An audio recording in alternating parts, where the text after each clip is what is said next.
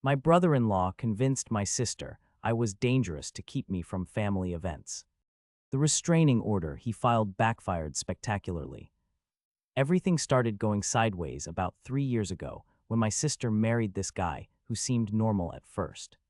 You know how it is when someone new enters the family, everyone's trying to be welcoming and give them the benefit of the doubt. But looking back now, there were red flags I should have caught earlier. The first time I noticed something was off was during their engagement party. My sister had always been the type to include everyone in everything, but suddenly she was making excuses for why I couldn't help with wedding planning. She'd say things like how her fiancé thought it might be too stressful for me, or how they wanted to keep things small and intimate. At the time, I figured maybe she was just trying to avoid family drama or something. Their wedding was beautiful, don't get me wrong. But even then, I felt like I was being watched. Every time I talked to my sister, he'd appear out of nowhere and steer the conversation somewhere else. When I tried to give my speech as her brother, he cut me off halfway through with some joke about how speeches were boring. Everyone laughed, but I could see the hurt in my sister's eyes. After they got married, the distance between us grew worse. Phone calls became shorter and less frequent. She stopped inviting me to family dinners that had been a tradition for years. When I'd ask about it, she'd always have some excuse ready. Work was busy, they were renovating the house, they were trying to have quiet time together. All reasonable explanations on the surface, but something in her voice told me there was more to it. The breaking point came during last year's holidays. My parents were hosting Christmas dinner like always, and everyone was supposed to be there. But when I arrived, my sister pulled me aside and said they needed to talk. She looked nervous, fidgeting with her wedding ring the way she used to do when we were kids, and she was about to tell Mom she broke something. She started explaining how her husband had been telling her about conversations he'd overheard between me and other family members. According to him, I'd been saying things about their marriage that weren't appropriate. He claimed I'd been making comments about how she could do better, how he wasn't good enough for her, that kind of thing. The problem was, I'd never said any of that stuff. Sure, I had some reservations about him, but I'd kept them to myself out of respect for her. When I tried to defend myself, she got more upset. She said he'd shown her text messages where I'd supposedly been talking trash about him to our cousins. But here's the thing, I barely even texted our cousins, except for birthdays and holidays. Something wasn't adding up, but she was so worked up that trying to reason with her just made things worse. That dinner was awkward as hell. Every time I tried to have a normal conversation with anyone, I could feel him watching me. When I laughed at something our dad said, he'd make some comment about how I was being too loud. When I asked our mom about her new garden, he'd interrupt with his own story about their landscaping project. It was like he was trying to insert himself into every single interaction I had with my family. Things escalated over the next few months. My sister started canceling plans with me at the last minute. She'd agree to meet for coffee, then text an hour before saying something had come up. When I'd run into her at the grocery store or somewhere around town, she'd act friendly but distant, like she was afraid someone might be watching. The most bizarre part was how she started bringing up random incidents from our childhood. She'd mention times when I'd gotten angry as a kid or fights we'd had as teenagers, like she was trying to build some kind of case against me. These were normal sibling arguments that happened years ago, but she was talking about them like they were evidence of some deep-seated problem with my character. I started noticing my other family members treating me differently too. My aunt would change the subject when I brought up my sister. My uncle stopped inviting me to his poker games. Even my parents seemed uncomfortable when I'd ask about what was going on. It felt like everyone knew something I didn't, like there was some family meeting that happened without me. The whole situation came to a head about 6 months ago. I was at home one evening, just watching TV and eating leftover pizza, when there was a knock at my door. It was a sheriff's deputy with papers in his hand. My heart sank because I knew this couldn't be good news. He handed me a restraining order that my brother-in-law had filed against me. The document was filled with accusations that made my blood run cold. He claimed I'd been harassing him and my sister, making threatening phone calls, and even following them around town. According to the paperwork, I'd been leaving angry voicemails and sending intimidating messages through social media. The worst part was reading the statement my sister had apparently signed supporting his claims. She described me as unstable and potentially dangerous, saying she was afraid for her safety. Reading those words in her handwriting felt like getting punched in the stomach. This was my little sister, who used to come to me when she had nightmares, who'd call me when she needed someone to talk to about anything important in her life. The restraining order meant I couldn't contact either of them directly, couldn't go within a certain distance of their house, and couldn't attend any family events where they might be present. Suddenly, I was cut off from everyone I cared about because of accusations I knew were completely false. I hired a lawyer because I didn't know what else to do. She looked over the paperwork and said the allegations were pretty serious, but also noted that there wasn't much concrete evidence provided. Most of the claims were based on his testimony and my sister's statement, without any actual proof of the harassment they described. My lawyer advised me to start documenting everything. She told me to save all my phone records, social media activity, and anything else that might prove my innocence. The good news was that since I hadn't actually done any of the things they accused me of, there shouldn't be any evidence against me. The bad news was that proving a negative is always harder than proving a positive. While I was dealing with the legal stuff, the emotional impact was crushing. I'd lost my relationship with my sister, who had been one of my best friends my entire life. My parents were caught in the middle, trying to maintain relationships with both of us while clearly not understanding what was really going on. Family gatherings became impossible because I couldn't attend if they were going to be there. I spent weeks trying to figure out what his endgame was. Why would someone go to such lengths to isolate my sister from her family? It didn't make sense unless he had some kind of control issues or was trying to manipulate her in ways I couldn't see. But without being able to talk to her directly, I couldn't warn her about what I suspected was happening.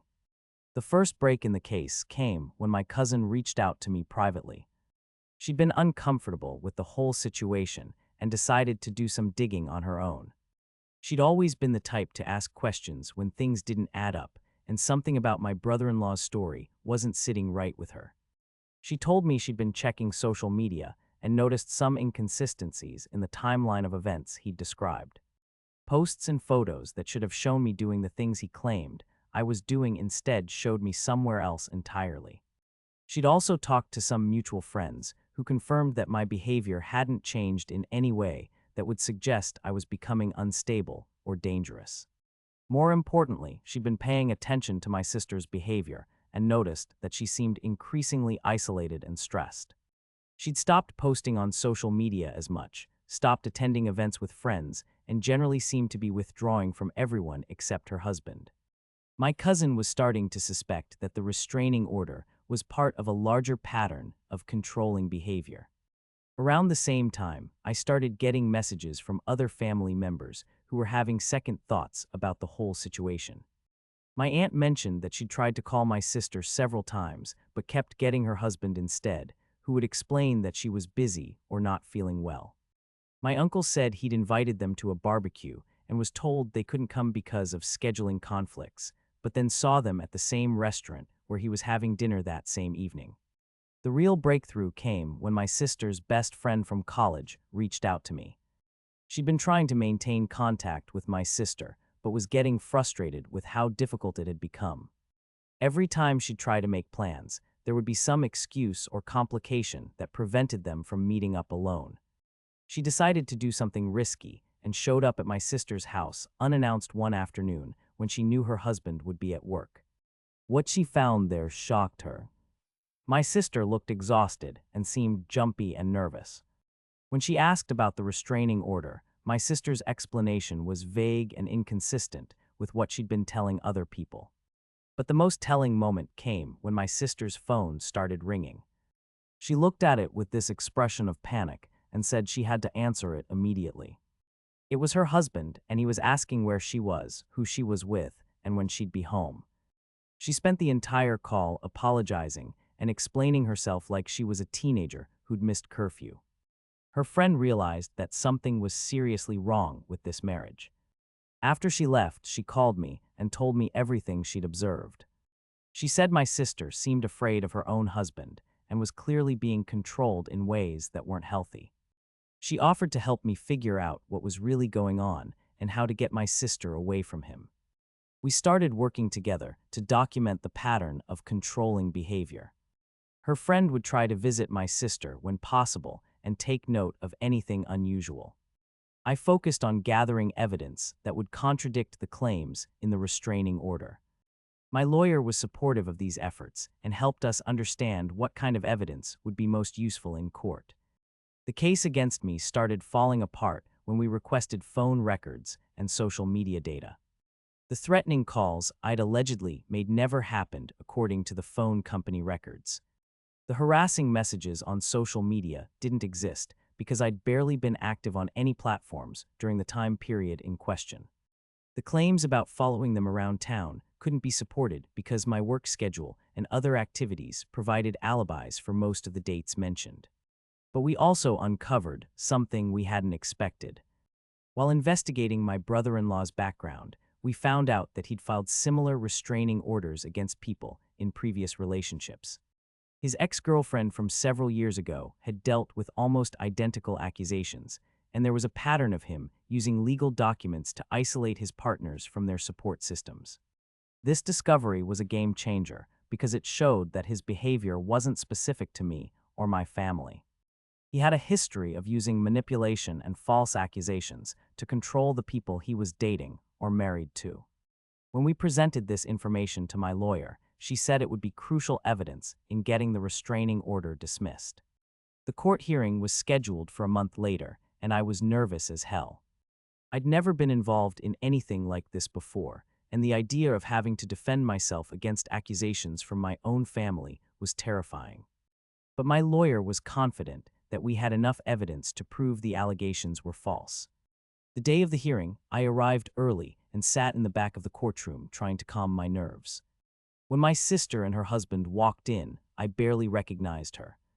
She looked thin and tired, and she wouldn't make eye contact with me. Her husband kept his hand on her back the entire time, guiding her to their seats and whispering things in her ear. When the judge called our case, my lawyer presented our evidence methodically. She showed the phone records that contradicted the claims about threatening calls. She presented social media data that proved I hadn't been sending harassing messages. She provided documentation of my work schedule and other activities that gave me alibis for the times when I was supposedly following them around town. But the most damaging evidence was the information about his previous relationships. When my lawyer presented the pattern of similar restraining orders he'd filed against other women, I saw my sister's face change. She looked confused and then horrified, like she was realizing something for the first time.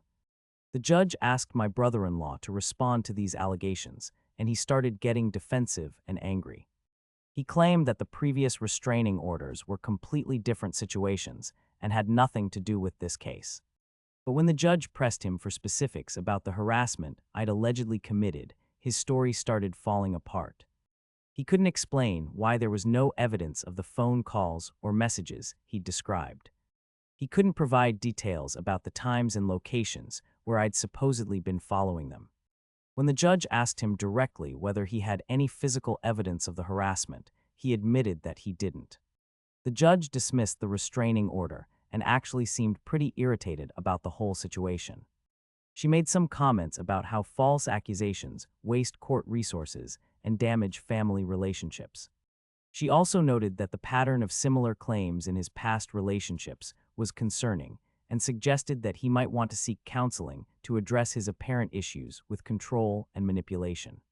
After the hearing, I wanted to talk to my sister, but her husband rushed her out of the courtroom before I could approach her. I could see the confusion and shame in her eyes as they left. She was starting to realize that she'd been manipulated into believing lies about her own brother, and that realization had to be devastating. Over the next few weeks, I didn't hear from either of them. I was tempted to reach out, but my lawyer advised me to give them space to process what had happened. She said that victims of manipulation often need time to come to terms with how they've been deceived, and that pushing too hard too fast could backfire. The breakthrough came when my sister's friend called me about a month later. She said my sister had reached out to her and asked for help getting away from her husband. She'd finally realized that the restraining order was just one part of a larger pattern of controlling behavior that had been escalating over the past few years. My sister had started documenting other instances of manipulation and control that she'd previously dismissed or rationalized away. He'd been monitoring her phone calls and text messages. He'd been discouraging her from spending time with friends and family. He'd been making financial decisions without consulting her and had gradually taken control of most of their shared accounts. She'd also discovered that he'd been lying to her about conversations he'd claimed to have overheard between me and other family members. Those text messages he'd shown her about me talking trash about him had been fabricated. He'd been systematically feeding her false information to turn her against me and isolate her from her support system. The divorce process was messy and complicated, but my family rallied around my sister to help her through it. She moved back in with our parents temporarily while she got back on her feet. It was awkward at first because we all had to deal with the damage that had been done to our relationships, but we were committed to rebuilding trust and communication. My sister and I had several long conversations about what had happened. She was incredibly apologetic and ashamed about how she'd been manipulated into believing lies about me. She explained how gradually and subtly he'd been planting seeds of doubt about my character and my intentions toward her. By the time she realized what was happening, she'd been so isolated and confused that she didn't know what to believe anymore. The most important thing for both of us was understanding that she'd been a victim of psychological manipulation. She hadn't chosen to believe lies about me because she wanted to hurt me. She'd been systematically deceived by someone she trusted, and that deception had been carefully crafted to exploit her love for her family and her desire to protect herself. Recovery was a slow process for all of us. Family dinners were awkward for a while because we all had to learn how to interact normally again.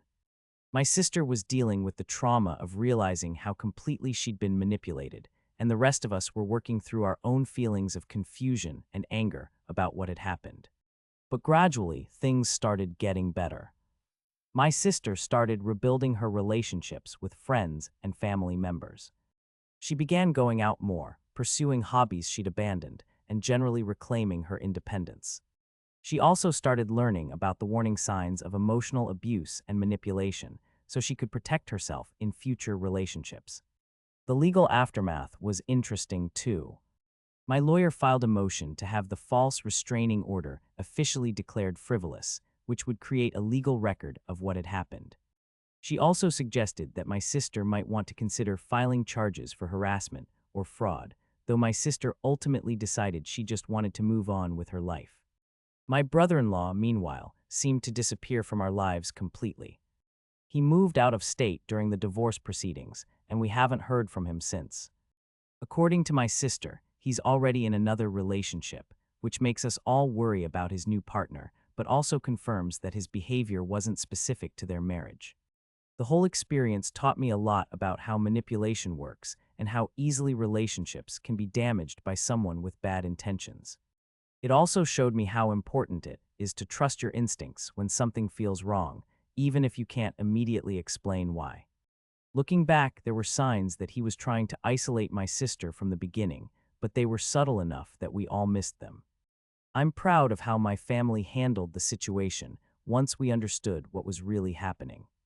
We could have let the damage to our relationships become permanent, but instead we chose to work together to rebuild trust and communication. It wasn't easy and it took time, but we came out stronger on the other side. My sister is doing much better now. She's in school working toward a degree she'd always wanted but had been discouraged from pursuing.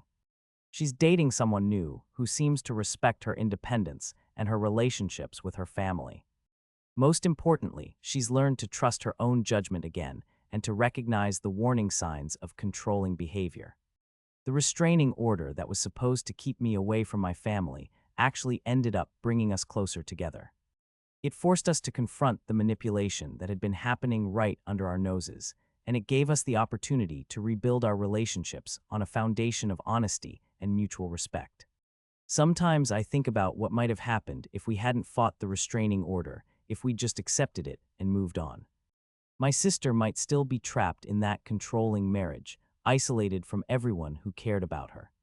The thought of that alternative outcome makes me grateful for every difficult conversation and legal battle we had to go through to get to where we are now. The experience also changed how I think about family dynamics and the importance of maintaining open communication. We've all made an effort to be more direct with each other about our concerns and feelings, rather than letting things fester or hoping problems will resolve themselves. It's not always comfortable, but it's healthier than pretending everything is fine when it's not. Looking back on everything that happened, I realized that my brother-in-law's plan actually backfired in ways he never could have anticipated. He wanted to isolate my sister from her family and eliminate any threats to his control over her. Instead, his false accusations forced us to examine our relationships more closely and ultimately led to his exposure as a manipulator and abuser. The restraining order was supposed to be his final move in a long campaign to separate my sister from her support system. Instead, it became the catalyst that helped us all understand what was really happening and take action to protect her. Sometimes the truth has a way of coming out, even when people go to great lengths to hide it. Today, my sister and I are closer than we've ever been. We've both learned valuable lessons about trust, manipulation, and the importance of maintaining strong family bonds. The whole experience was traumatic and painful, but it also taught us that we can overcome even the most difficult challenges when we work together and support each other. I still get angry sometimes when I think about how close we came to losing each other permanently because of his lies and manipulation. But mostly I'm just grateful that we found our way back to each other and that my sister was able to escape from a situation that could have destroyed her life.